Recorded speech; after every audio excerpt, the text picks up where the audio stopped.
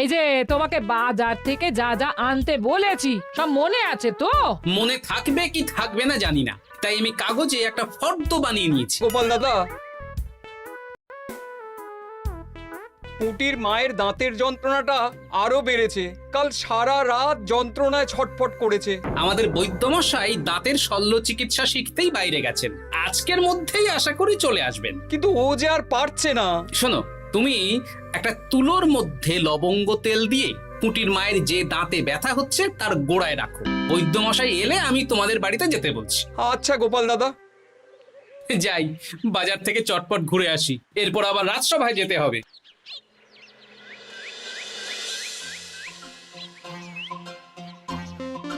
উফ, কি গরম রে বাবা, ছাতা নিয়ে বেরোলে ভালো হতো।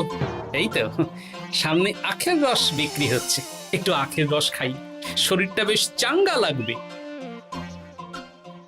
ভাই, আখের রস কত করে দিচ্ছ? 1 ভাঁড় 10 আনা গোপাল দাদা। দাও দেখি 1 ভাঁড়। আরে, এই যন্ত্রটা কিন্তু দারুণ। ওই আমাদের রাজ্যের বিজ্ঞানী মশাইয়ের অবদান।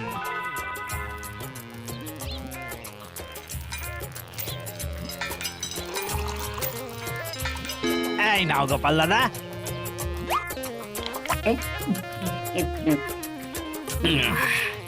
আহ, শান্তি। এই নাও ভাই, তোমার 10 আনা।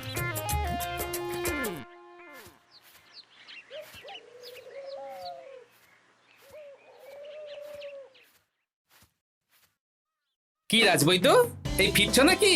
হ্যাঁ, এতদিন আমি দাঁতের চিকিৎসার ব্যাপারে তেমন কিছুই জানতাম না, এবার সব শিখে এসেছি। ভালোই করেছো, তুমি একেবারে প্রথম রোগীকে দেখে তারপর রাজসভায় এসো। প্রথম রোগী? পুটির মা গো, কালকে সারা রাত যন্ত্রণায় ঘুমোতে পারেনি। আরে আর বলো না, কদিন আগেই পুঁটির মাকে নিয়ে পুঁটির বাবা আমাদের বাড়িতে এসেছিল। দেখলাম ওই বাড়ির দাঁতে বিস্তর সমস্যা। সেই জন্যে দাঁতের শল্য চিকিৎসা শিখতে চলে গেলে? ঠিক তাই, আমি ব্যথা কমার পথ্য দিয়ে এসেছিলাম। দেখি এবার দাঁতটা তুলেই দিতে হবে। তাহলে তুমিও পুটিদের বাড়িতে যাও, আমি বাড়িতে থলে রেখে আসছি। আজ না হয় দুজনে একটু দেরি করেই রাজসভায় যাব। বেশ বেশ।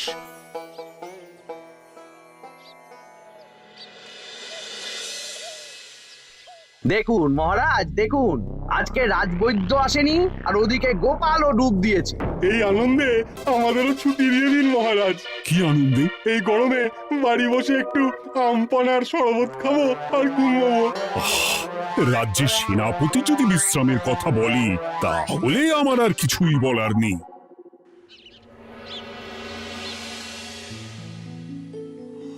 এই তো দাঁতটা পুরো পোকায় খেয়ে নিয়েছিল। এখন দুদিন কোনো কথা বলা যাবে না, শুধু জল বা তরল জাতীয় খাবার খাবে।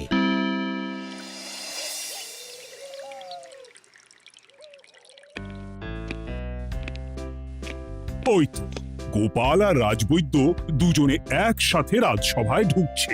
রাজবৈদ্য মশাই ওনার জীবনের প্রথম শল্য চিকিৎসা করছিলেন, তাই আমিও দেখছিলাম। তা কি রাজবৈদ্য, সফল হয়েছো?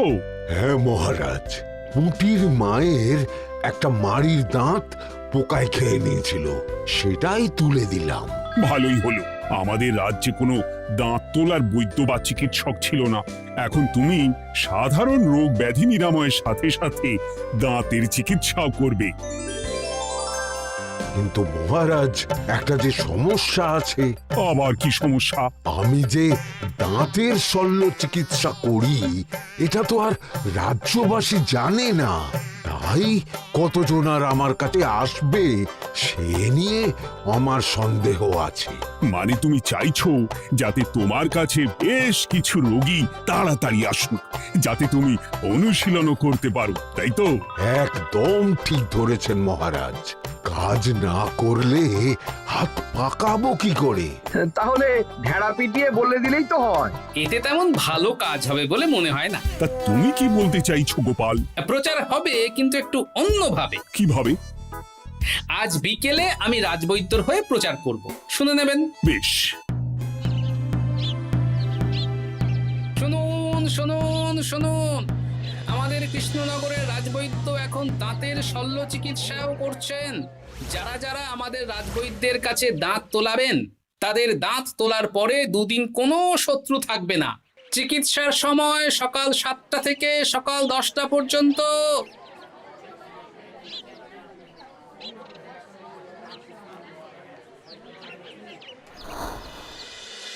এসব তুমি কি উল্টো পাল্টা কথা বলছো গোপাল? উল্টো পাল্টা না, আপনি দেখুন না আপনার বাড়িতে লোকজন আসে কি না। আর কেউ যদি জিজ্ঞাসা করে যে এই রকম প্রচারের কারণটা কি, তাহলে বলবেন রাজসভায় আমার সাথে কথা বলতে আমি বুঝিয়ে দেব। বেশ।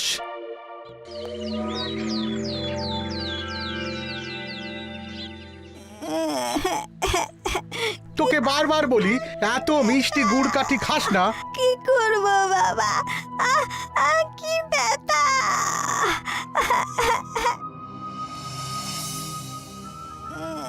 বাড়ি আছেন নাকি বৈদ্যমশাই? হ্যাঁ, আছি আছি। এই আমার ছেলেটার না দাঁতে খুব ব্যথা দুদিন ধরে। দেখছি। তা আপনাকে তো এই রাজ্যে আগে দেখিনি। আমি পাশের রাজ্য থেকে আসছি। শুনলাম আপনার কাছে দাঁতের শল্য চিকিৎসা করালে আগামী দুদিন কোনো শত্রু থাকবে না। ঠিকই শুনেছেন। বেশ, তাহলে বলুন কেন থাকবে না? আগে চিকিৎসাটা করি, তারপর বলছি।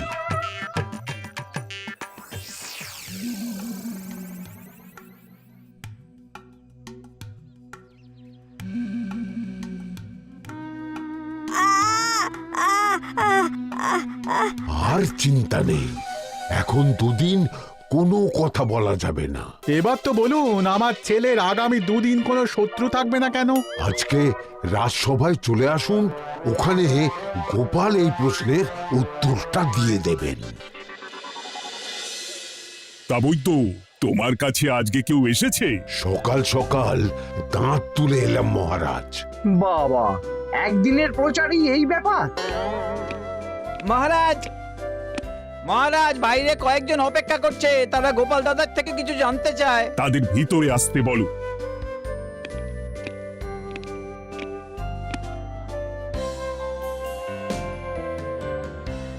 আজ আমার ছেলে বৈদ্যমশাইয়ের কাছে একটা দাঁত তুলিয়েছে।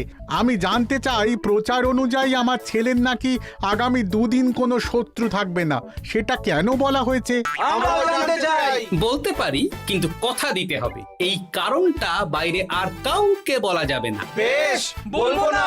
বাংলায় একটা প্রবাদ আছে, বোবার শত্রু নেই। মানুষ সাধারণত কথার বিনিময়ে মতবিরোধ, বিবাদ বা শত্রুতা করে। যে ব্যক্তি কথা বলতে পারে না, তাই তার সঙ্গে কথা বলে মতবিরোধ হওয়ার কোনো সুযোগই নেই। মানে যার যার দাঁত তোলা হবে তারা তো আগামী দুদিন কথা বলতে পারবে না। আর কথা না বললে কোনো বিবাদ হওয়ার ব্যাপার নেই। আর বিবাদ না হলে কারো সাথে শত্রুতাও হবে না। কি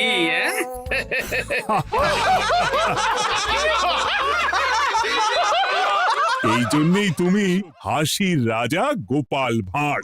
কে তোমার কথা শুনতে যাবে? একদিন না হয় প্রচারের চমকে এলো, এরপর কিভাবে আসবে শুনি? এরপর রাজবৈদ্যের সুনামেই লোকজন ছুটে ছুটে আসবে। বাহ বাহ বাহ, তোমার কত জ্ঞান! মহারাজ, এই কথা শুনে আমার মাথাতেও একটা বুদ্ধি এলো। অল্প পুঁজিতে শুধু প্রচারের জোরে এত রোজগার করব না, গোপাল হাঁ করে দেখবে। নিশ্চয়ই কোনো লোক ঠকানোর কথা ভাবছেন। মোটেই না। আচ্ছা, আগামী 3 দিন ব্যাপী মেলা হবে, সেখানেই তোমরা দুজনে তাহলে ব্যবসা করো। বেশ, করব।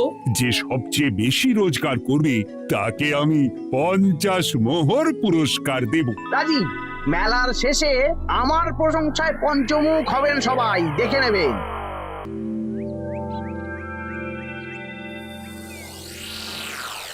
খুব তো বড় মুখ করে বলে এলেন যে ব্যবসা করবেন মেলার মাঠে। তা আপনি কি ব্যবসা করবেন শুনি? ভাগ্য পরীক্ষার দোকান দেব।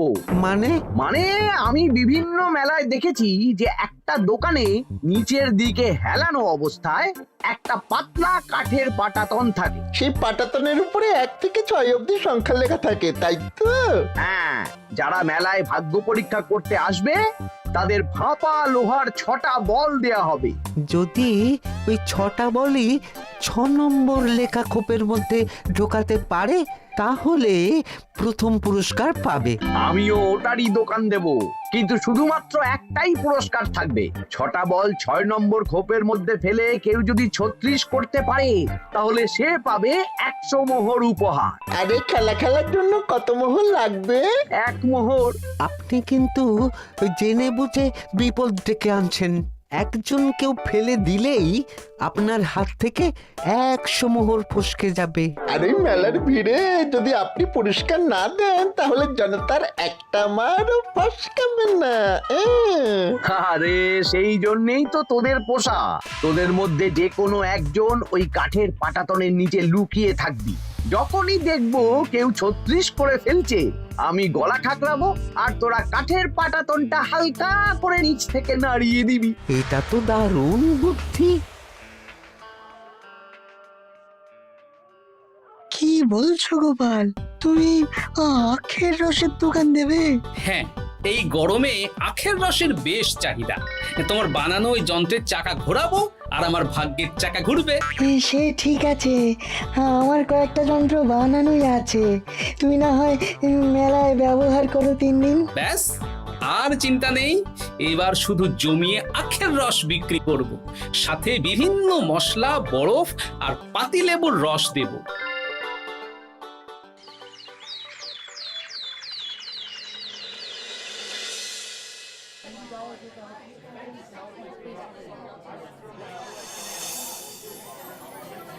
এই দোকানের পানীয় খেয়ে মন হবে বশ। গোপাল ভাঁড় নিয়ে এসেছে ঠান্ডা আখের রস। আরে গোপাল দাদা, তুমি আখের রস বিক্রি করছো? ঠান্ডা আখের রস কত করে গো গোপাল দাদা?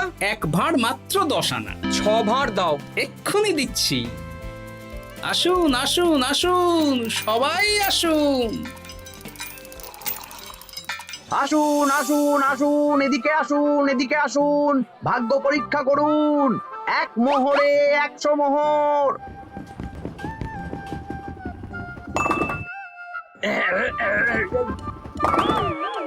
ভাগ্য পরীক্ষা করুন। মন্ত্রী মশাই বলেন কি 1 মোহরে 100?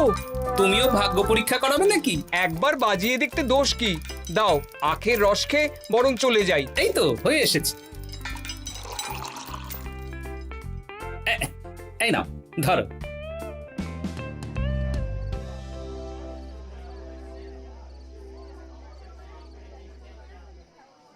কি মন্ত্রী, ব্যবসা কেমন চলছে? ভালোই। আপনি একবার ভাগ্য পরীক্ষা করে দেখবেন নাকি মহারাজ? না না না, আমি এসবে নেই। জানি আপনার কাছে 100 মোহর নস্যি, তবুও 1 মোহরের বিনিময়ে চেষ্টা করে দেখুন না। আচ্ছা, এত করে বলছো যখন, দেখি। 1 মোহরে 6টা বল। বাবা বাবা বাবা, দেখুন মহারাজ চেষ্টা করে।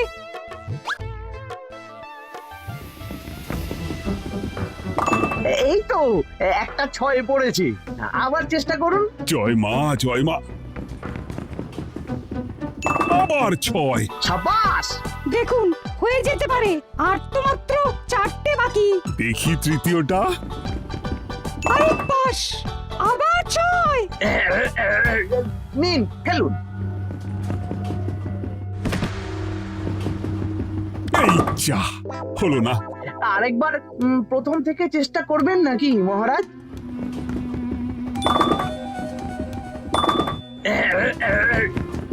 না, এবারেও হলো না। 2 মোহর জলে। অন্য সব জায়গায় বাকি সংখ্যাতেও পুরস্কার থাকে, আপনার এখানে নেই কেন? আমার এখানে ধামাকা পুরস্কার, তাই বাকি আর কিছু রাখিনি। 36 করতে পারলেই 100 মোহর। এই নাও মন্ত্রী, 2 মোহর।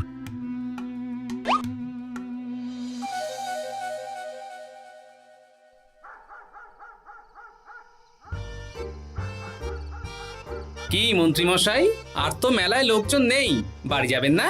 তুমি যাও না, আমি একটু পরে যাব। বেশ, আমি এগোলাম। গোপাল আর মন্ত্রী, তোমাদের কার কেমন রোজগার হয়েছে একদিনে? মহারাজ, কালকে আমার 7 মোহর 20 আনা রোজগার হয়েছে। আমার 70 মোহর। কিন্তু খরচ কিছুই হয়নি, কারণ কেউ 36 করতে পারেনি মহারাজ। বাহ বাহ বাহ, আমি তো বলেছিলাম আমি যখন ব্যবসা করব গোপাল আমার ধারে কাছে দাঁড়াতে পারবে না। বেশ, এখনো তো আজ আর কাল দুদিন মেলার বাকি আছে। দুদিনেও আমার 2 কানা করিও খরচ হবে না, শুধুই রোজগার। গোপাল যতই প্রচার করুক আর যতই ভালো আখের রস বানাক না কেন, আমার ব্যবসাকে টপকাতে পারবে না। ঠিক আছে, আজকে আমি একবার ভাগ্য পরীক্ষা করে দেখবো। আমার দোকানে সুস্বাগতম। নাও সেনাপতি, চেষ্টা করে দেখো। দিন বল। আমিও সেনাপতির খেল দেখতে এলাম। প্রথম বল, এই যে গড়িয়ে গড়িয়ে গড়িয়ে 6 নম্বর, সাব্বাস সেনাপতি।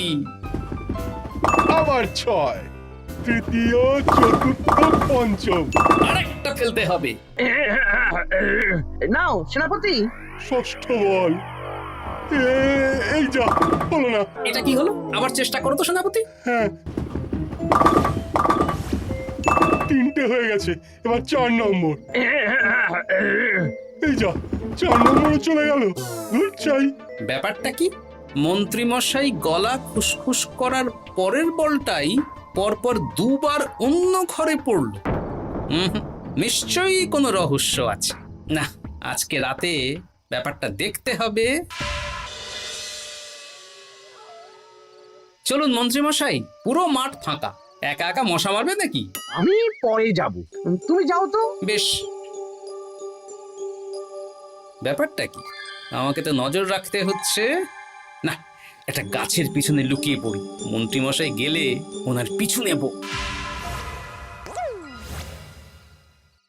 দেখুন মন্ত্রীমশাই, পরপর 2 দিন আমি পাটাতনের নিচে ছিলাম। আগামীকাল ঘরটাকে থাকতে বলুন। বেশ, তাই হবে। আর অত জোরে গলা খাঁকড়াবেন না, কেউ যদি সন্দেহ করে ব্যাপারটা বুঝে যায় মুশকিল হয়ে যাবে। আরে কেউ বুঝবে না, অনেক রাত হলো, চল চল চল চল চল। আচ্ছা, এই ব্যাপার। তাই ভাবি 2 দিন ধরে একটাও কেউ পারলো না কেন? কাল আমিও মজা দেখাবো।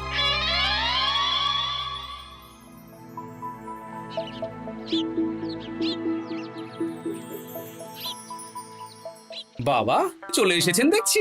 এত চাহিদা না আমার এই ভাগ্য পরীক্ষার, তাই আগে আগে চলে এসেছি। মন্ত্রীমশাই, আপনাকে মহারাজ এক্ষুনি ডাকছেন। এখন কেন? সে তো জানি না, চলুন।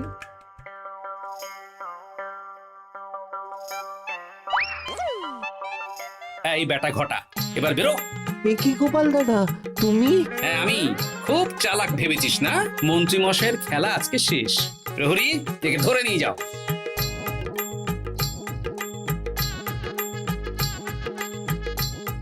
বিজ্ঞানী, তুমি তোমার চুম্বক নিয়ে এসেছো তো? হ্যাঁ, এবার 6 নম্বরের নিচে একটা টান টান করে সমান রেখা টানতে হবে, আগা থেকে গোড়া অবধি। তুমি তো সব সকালে বুঝিয়েই দিয়েছো, দাঁড়াও দাগটা টেনে নি। একদম 6 নম্বর খোপ অবধি যাচ্ছে, সেই অনুযায়ী টান টান করে দাগ টানো। টানছি, তুমি বাইরে নজর রাখো। নজর রাখছি। কাজ হয়ে গেছে, তুমি একবার অনুশীলন করে দেখে নাও। হ্যাঁ দেখছি। শুরু করো। শুরু করছি। একদম পাক্কা আছে। দূর, কেউ ডাকেনি, অকারণে সময় নষ্ট করলো। কতগুলো খদ্দের ফিরে গেছে কে জানে। কি হলো মন্ত্রী মশাই, এত রাগ কিসের? রাগ হবে না, ওরই বেটা আমার সাথে মজা করছিল। বেশ অনেকজন খদ্দের ফিরে গেল, আমার কত ক্ষতি হয়ে গেল। আমি খেলে আপনার ক্ষতিপূরণ দিতে পারি। তুমি খেলবে? হ্যাঁ, ভাগ্য পরীক্ষা করতে দোষ কোথায়? ওই তো বেশ কয়েকজন সভাসদেরা আসছেন, সবার সামনেই খেলবো। তাহলে শুরু করি। হ্যাঁ, শুরু করো। এই বল যা, 6 নম্বরে যা। আরে বাস, গোপালের ফেলাফল তো গড়ালো না, সোজা 6 নম্বরে চলে গেল। এই দেখুন, আবার যাবে। বলকে আমি বলবো, বল কথা শুনবে।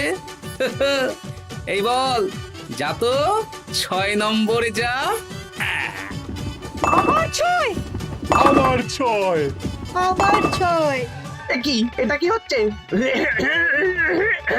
যা বল, এটাও 6 নম্বরে যা।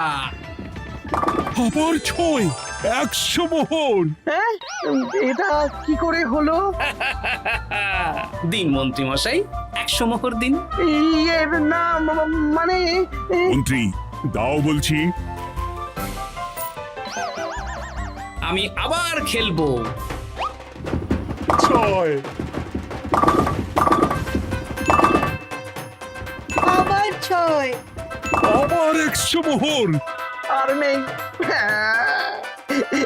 এই ঘটা আর কি করছিসটা কি? ঘটা নেই মন্ত্রীমশাই, আমি আছি। আর আছে আমার চুম্বক। মানে মানে তোমার কারসাজি ধরা পড়ে গেছে মন্ত্রী। গোপাল আমাদের সব বলেছে। আপনি যেমন ছলনা করে ভাগ্য পরীক্ষার ব্যবসা করছিলেন, তেমনি গোপালও ছলনা করে আপনার ব্যবসা উল্টে দিল। তাহলে শেষমেশ কে জিতলো?